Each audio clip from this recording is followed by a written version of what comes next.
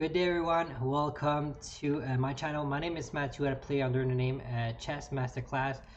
I got a request from a few of my followers to create a video about one of the gambit that I play a lot during my live stream, and it's a gambit in the Sicilian defense, and it's really a powerful gambit that I found. So this is why I decided to put it on YouTube.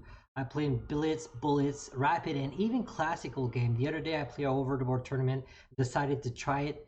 Ended up in a draw, but I was really satisfied with my performance. So without further ado, here's the position. So the game starts with e4, c5, e4, c5, knight f3, and knight c6. That's really important. You have to play knight c6. If you play some other variation, the gambit's not gonna work. But knight c6 is a really popular line.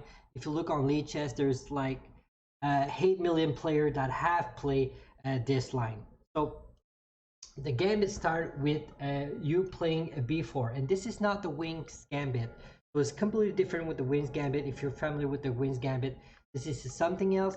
And this gambit is really popular, really strong, with a 60% chance of white winning if you play a b4. And personally, I have a 75% chance of 75% of win with me playing white. So you play b4, and here he has to take. He can either take with the pawn or can either take with the knight. I'm going to show you both way. So if he does take with the pawn, the next move you're going to play is d4, controlling the middle. And after you challenge the middle with d5, you're going to capture. He's going to capture with the queen. You're going to push this pawn forward to attack the queen. So pushing the pawn is going to capture en passant. You're going to take with the knight, and he's going to move the queen to a5. So this happened, I'll say 80% of the time this particular position happened. And if I just rewind and go back here and take with the knight, okay, if he does take with the knight, you're going to do the same. You're going to end up in the same kind of position. You're going to push the knight with c3. So knight has to go back, and after that you're going to push the pawn, and after capture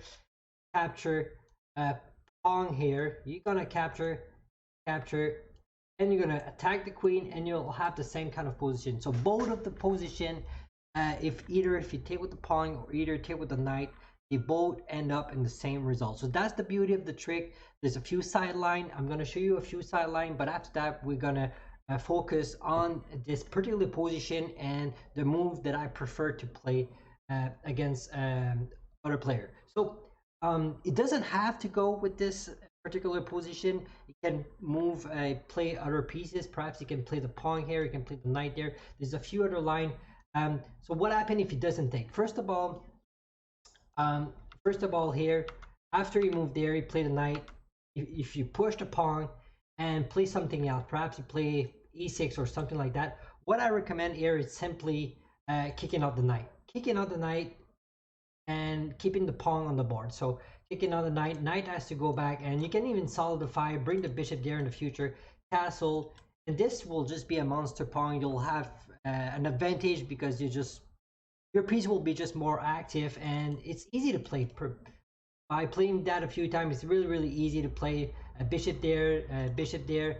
If you look computer analyze, it says it's small advantage for white, but personally I feel like really fun to play, and it's really easy to play. So I don't mind if he doesn't take.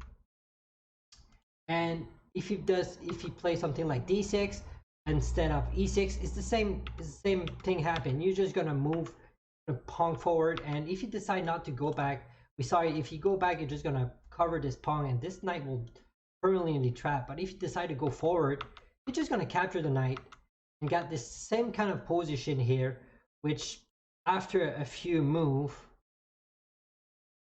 you're just gonna be in a position where this pawn structure is really strong. You can either bring the bishop this way or even start an attack on the king side. And during my game, I did not even castle because I was like dominating on the queen side and dominating on the king side, and I feel like the middle was not gonna break. So other variation. So if he does take the pawn, you're just gonna be you're just gonna be winning, but because of the space advantage, you're gonna have a really quality game.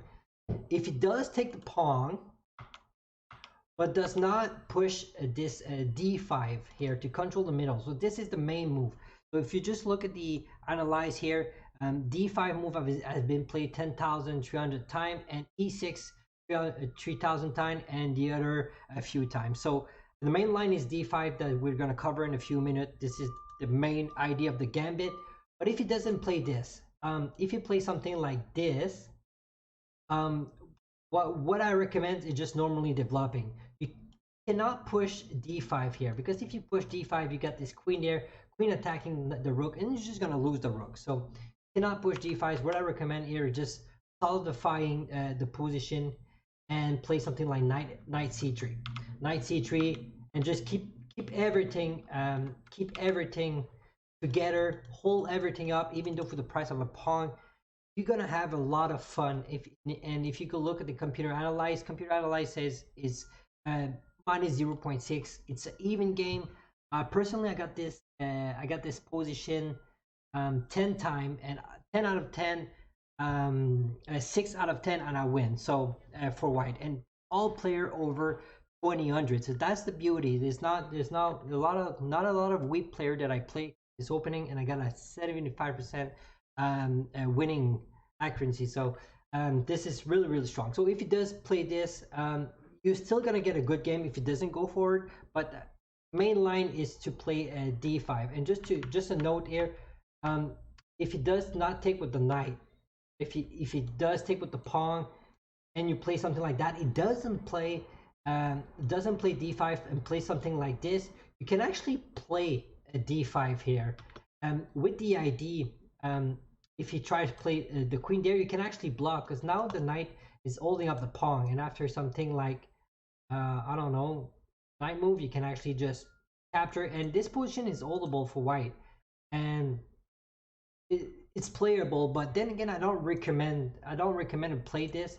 If he does take with the pawn here, just to repeat that, and play something like this, this is playable, this is doable, but I recommend just keep it solid. I love the bishop ID here, with the idea if he does play the pawn there, you're just gonna push, and sooner or later you're gonna challenge this pawn here. A bishop is gonna move, you're gonna castle, and everything play for itself. Perhaps a game like that happened in my game. I play something like this. I got this position which I was down pawn, but really comfortable, and I managed to just put the pressure here, bring the rook here, and win back the pawn and destroy the queen side. So and other variation, if it doesn't bring the queen to a5, I'm going to show you one of my game here, and this is a game versus the 23-24.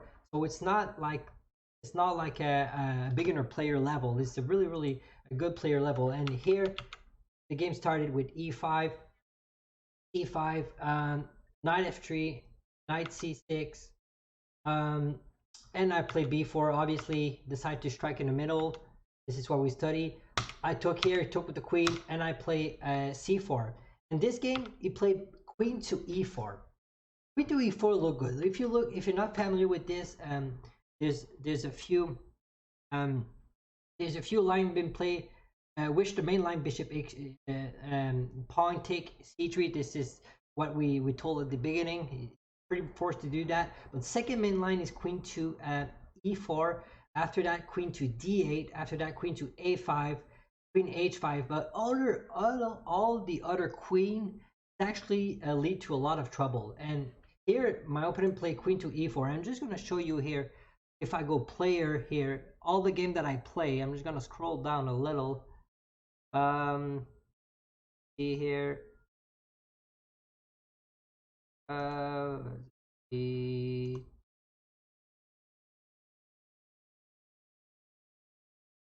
screen.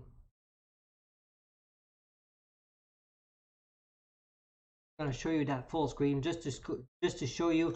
I play this position 1, 2, 3, 4, 5, 10 times, and look at that. All good player. I got some. Yeah, I can zoom in. Zoom that. 2127, 2080, 2073, 2102, 2318, 2335, 2324, 2385, and a win percentage of 100% with this particular position. So crazy enough. If you play some sideline, you're just gonna be up. And in this game, I decided to play bishop a3. What I recommend here, bishop a3.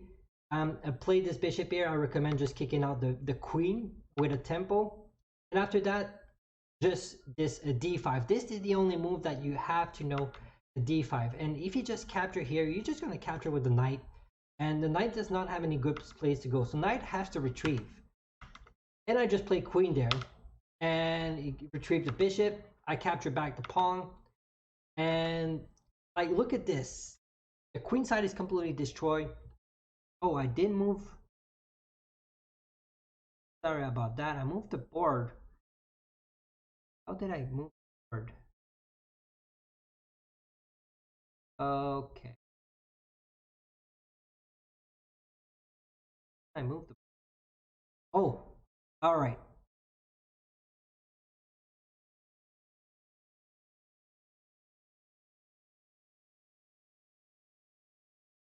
All right.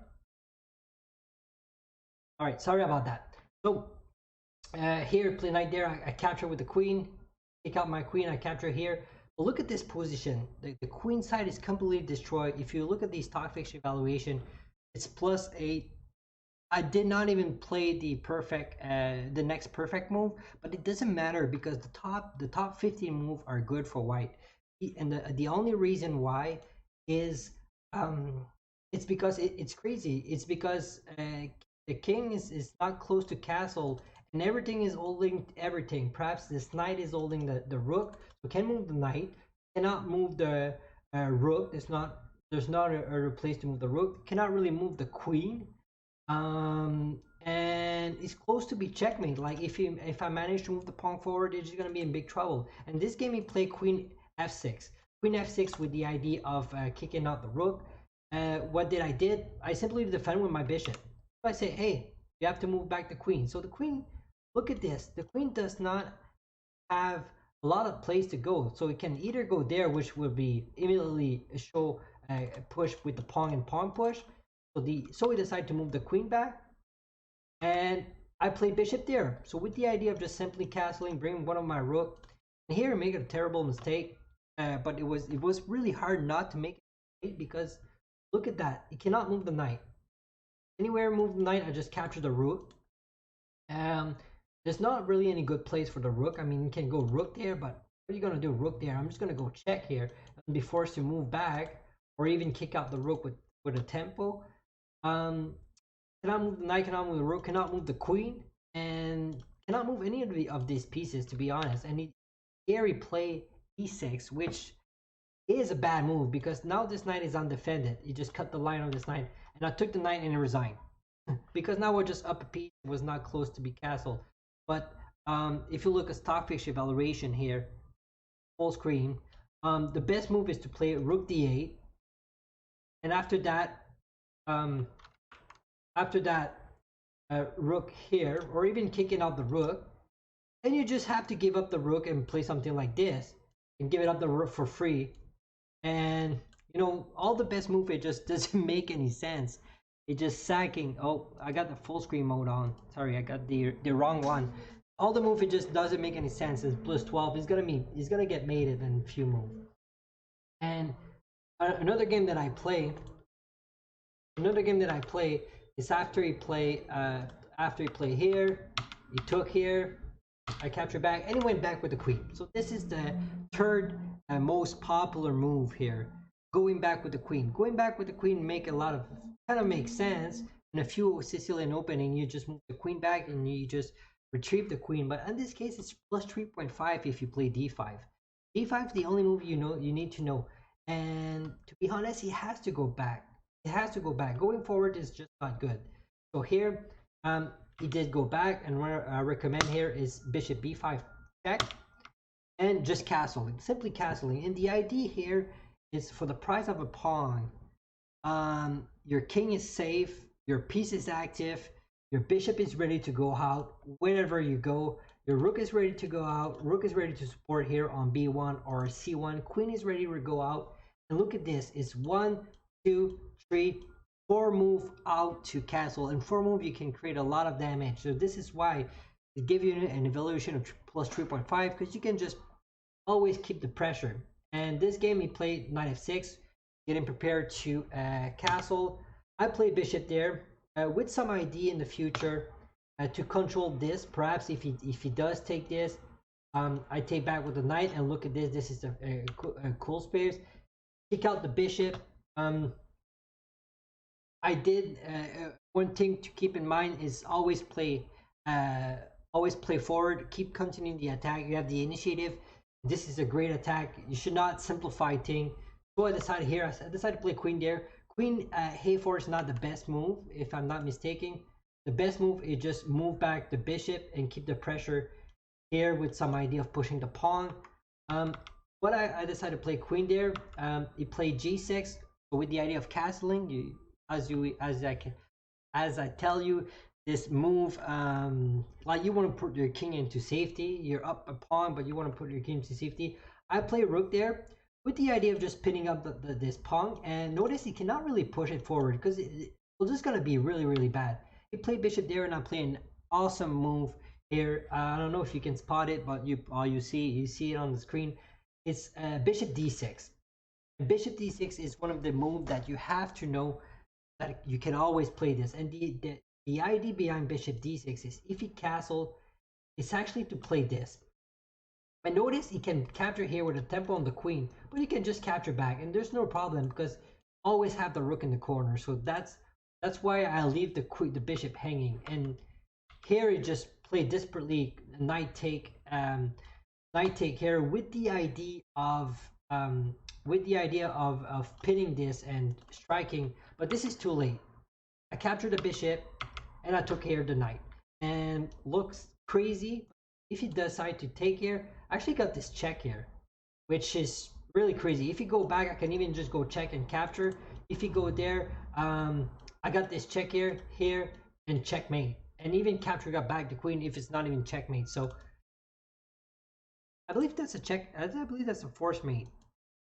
Yeah, that's a force mate in 6. Force mate in 6. So king's in the middle. King does not have anywhere to go. This just crazy. And end the game. He did not take the queen.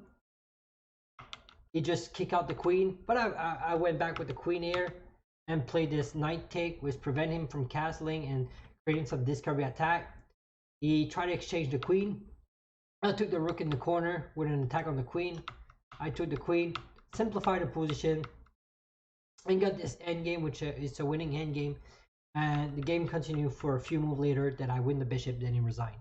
So this guy was a 23-3900, and I completely dominated. And I feel like I'm the only one that have the fun in this game. So this is why I love this opening. Because if he does play some sideline, you're gonna have a lot of fun. You're gonna have the advantage. So the main line, the position that I've been played most often, and this is what you have to know by heart, perhaps. And it go after he played the pawn, he captured with either the knight or the pawn. He moved there, he took with the pawn, and we saw it that if he does go here, or if he does go back, or if he does go anywhere, that's not gonna work. So he has to take en passant. And here the same thing we saw. He has to go here, because if he does go back, we're gonna get the same kind of a position that we saw here, that the knight has to go back, and he's gonna have a big space advantage. And this is Stockfish give a +3 for white. So here he has to play queen there. And here what I recommend is a few moves that have been played on Lichess. A few moves that have been played on Lichess, just to show you here, which the first is d5, bishop d2, and rook b1. The third move is rook b1, and this is what I recommend for you guys today, is to play rook b1. Rook b1 with the idea of stacking the knight, and I actually play a bullets game against a national master, and it was like did you just blunder badly? I was like, ah, maybe. And it took the knight, and it was a lot of trouble.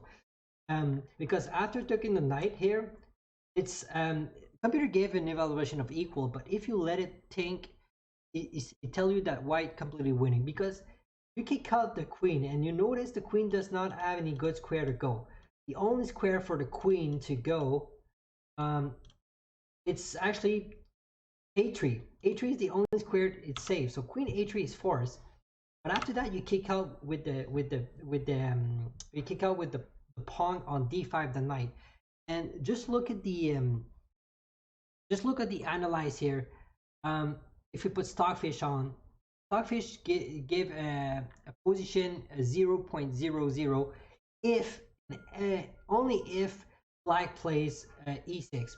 But personally, I never saw this in my game. Never saw this e6 move. Because it's just ridiculous. You just up a piece and you just give it back the piece for piece activity. Maybe a grandmaster will play this, but I play a few master. Never they play this. So opening. So not gonna be worried about this. But even if they play this, you're still gonna have a quality game if you play accurately. So so here, knight back. This is the main. This is the most popular move play on Lichess, and what I recommend here is to play queen to c2. The idea of queen c2 is simple, covering up the pawn, but mostly just going for checkmate. So if it's not careful, you're just gonna play checkmate right there, and the game is over. So it has to do something about it. So it has to move the bishop, prevent you from capturing up with having a checkmate. And what I recommend here is bishop b5. Look at this Stockfish evaluation here. +8. So all common moves, normal move that black has to play, and is +8. And the reason why is +8, because after you play, I don't know, after you play something else like this, you have this queen checkmate, because the bishop is pinned, and it cannot capture the bishop, because you're still gonna have the queen checkmate. If you try to move something like king there to prevent you from checkmate, you can actually trap the queen. The queen does not have anywhere place to go, and queen has to sack for a piece, and you're gonna play the endgame with just being up a full queen. So that's what interesting me. So after you take here, you're just gonna play bishop there. He's gonna move back the queen. So let me just repeat that, because this is the position that happened the most often. So took here. I'm playing d4, controlling the middle. Take with the queen. I take with c4. Take en passant. Go ahead. Bring the queen here. Playing a rook to b2. Capturing up with the queen. Kicking out the queen. Bring the queen. Kicking out the knight. Bring the knight back. Going for queen there first. That's really important. Bishop there. Preventing this. And playing bishop there. And everything's falling apart. The queen is going to be trapped in the next turn.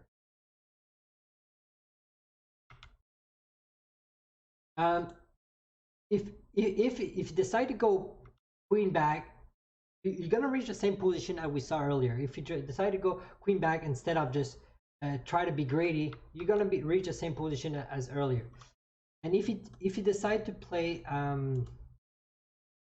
if it does not take the knight and say, oh, I'm not gonna fall into your trap, and play the normal move like e6 or knight to f6, what I recommend is just playing bishop to d2. Bishop d2 is come with a tempo, with you moving the knight with a tempo on the queen. If we move the knight back, you can even just move the knight with a tempo on the queen, and have this kind of a position that you have in a few game. Well, there's a common game that you have the same kind of position, with the trap of you playing the bishop here and kind of trapping the queen, so he's forced to play a6 in this position. Well, look at this pace advantage. Look at this pace advantage. Computers say this is the best outcome that actually black can play. Computers say it's even. So what I like about this opening is, if he play accurately, it's gonna be even. If he does a mistake, he's gonna have like a big ass advantage, and that's crazy. And a lot of moves that he has to play are really not human. Like, I'm gonna show you another move. that play here, which is bishop b4, not taking. So after you move the pawn, you play bishop there. I play bishop b4, and what I recommend here is attacking the rook for the price of a queen, and after that, just keep the attack here, keep the attack with the knight, and have this crazy position. And I got this position 5 times on Lichess, and if you look at the top position, just to show you the analyze mode on, or even the full screen, look at that. White is winning a lot of time. Mostly all the game white is winning, and the reason why is, oh sorry about that, he's gonna play this. Let's see, e3, and the reason why is black has to play some awkward move. Like the best computer move for black is to play this, but who's gonna play this? Because right now I have the threat of just going for check here. So a lot of players play this. Mostly every player play this. King f8 is someone that have studied this opening, but you don't. Even with this, the next couple moves you have to play accurately. So who's gonna play king f8? And your move is just gonna be easy. Perhaps you're just gonna play bishop there, castle here, bring the queen there, bring the knight there, bring the knight there, try to strike, bring the bishop there, bring the rook here. Like all the moves just play itself for white, and this is why I like it. So a slight mistake for black, and you're just getting in trouble. And one of my game, you play rook there, I play knight there, and just to show you how crazy the game can be, I play bishop there, play queen there, you play queen there, and look at this position. Now I'll play bishop there to prevent him from castling. Like my position is completely open. I can be in trouble if I'm not careful. Like I can have a check here and capture, but on the other hand, I'm really comfortable with this. Like the king is in the middle, and this, not sure what their pieces are doing. And if you look at the evaluation of this, +4, +4 if you play everything accurately. And all the moves that black has are just awkward moves. So this is why I like it. And the game continued for a few moves. I made a few blunders in this game, but I managed to win at the end because I just have the the advantage of the space. And so quick.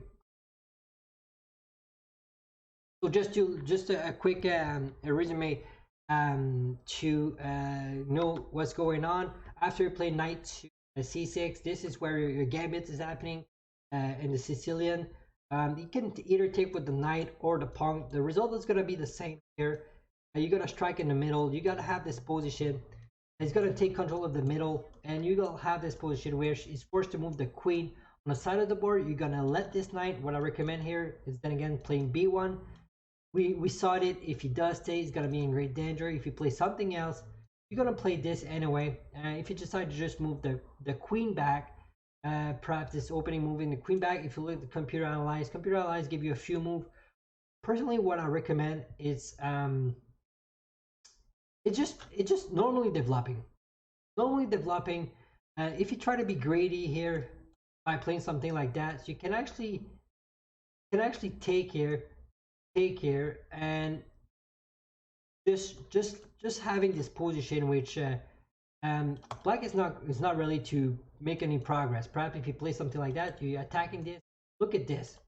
Where do you move the queen back? You can even play a rook there. You can even play something like here with the idea of just going for the check here. So black's going to be a lot in trouble, and if you play accurately, you're going to have a drawish game. This never end in a draw. I never drew with this opening. I got a couple lost, to be honest. A few of them was on time because I got some time trouble, because when you're attacking, you just want to be greedy. You want to find the right move, and got myself in time trouble. We exchanged and lost on time, but all the game I managed to have an advantage. And the most fun part is I was the one having fun. So if you're playing chess not having fun, do not play chess. And if you play chess and you have some fun, especially online chess, and some opening like this one is just like a really great opening for you. So that is, guys. I hope you enjoy. I hope you watch a few of my live stream, and I'll see you guys live. Thank you for watching.